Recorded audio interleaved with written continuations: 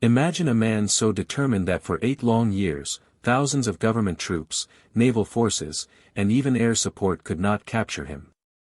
A man who defied the Philippine government, shook its military, and became a legend among his people.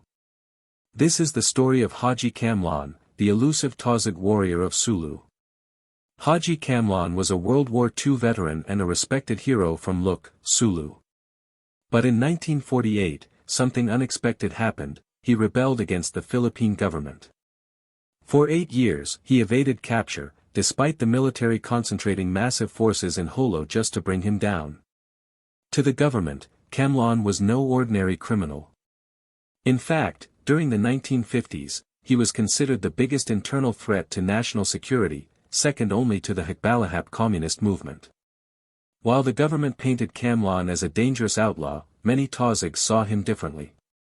To them, Kamlon was a folk hero. Some even compared him to Robin Hood, a man who stood for his people and fought against oppression. His popularity grew, and so did his following. Kamlon's rebellion reached its peak in 1951. With just about 100 followers, armed mostly with old rifles and traditional krises, he launched fierce attacks against government patrols. These small forces inflicted heavy casualties, shaking the government to its core.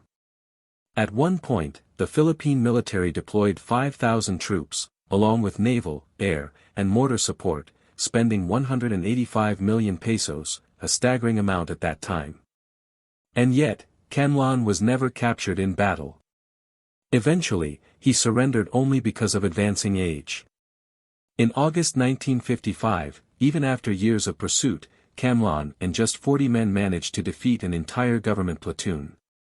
The result?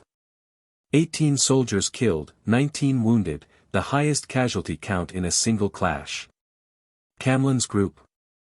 Only 1 dead, and 5 wounded. What pushed Kamlon to rebel? The true cause of Kamlon's rebellion remains unclear, but several explanations stand out.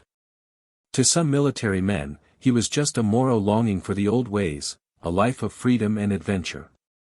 Others believed the spark came from local political rivalries, particularly a bitter land dispute.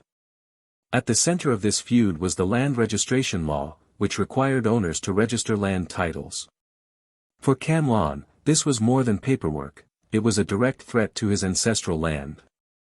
When a rival Tausug leader, connected to the government, applied for the title, tensions exploded into violence. The government stepped in, supposedly to restore peace. But instead of calming the conflict, their involvement deepened the distrust. Kamlon and his followers became convinced that the government was not neutral, but siding with his enemies. This perception transformed a local feud into a full-scale rebellion. Few people know this. Kamlon was eventually charged with multiple murders and kidnapping. In 1963, the Supreme Court sentenced him to death. But the sentence was never carried out. Why was he so hard to capture? Because the people loved and protected him. Soldiers would ask villagers about Kamlon, and the answer was always "die," meaning no, or "bukan," meaning not him. Despite generous rewards for information, no one betrayed him. After years of frustration, the government asked itself, why can't we defeat just 100 poorly armed men? Why does the military's superior force fail?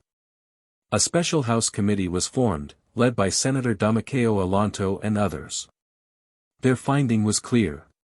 The problem wasn't just Kamlon. It was deeper.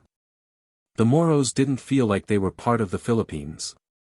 They saw the Philippine government as a foreign power and its military as not their own. To solve this, the committee recommended a comprehensive approach. Integrate the Moros through economic, social, political, and educational programs, not just military force. This recommendation gave birth to major initiatives. The Commission on National Integration, CNI, in 1957. And in 1961, the establishment of Mindanao State University, MSU, a symbol of inclusion and development for the people of Mindanao, Sulu, and Palawan. So, the story of Kamlon is more than just a tale of rebellion. It is a lesson about identity, inclusion, and understanding. If the government had only understood the needs of the Moros earlier, perhaps history would have taken a different turn. This is why Mindanao State University, MSU, exists today, to bridge that gap, to make sure that everyone feels they belong to the Philippine nation. Thanks for watching. If you enjoyed this video, don't forget to like, share, and subscribe for more simplified lessons in history and social studies. See you in the next one.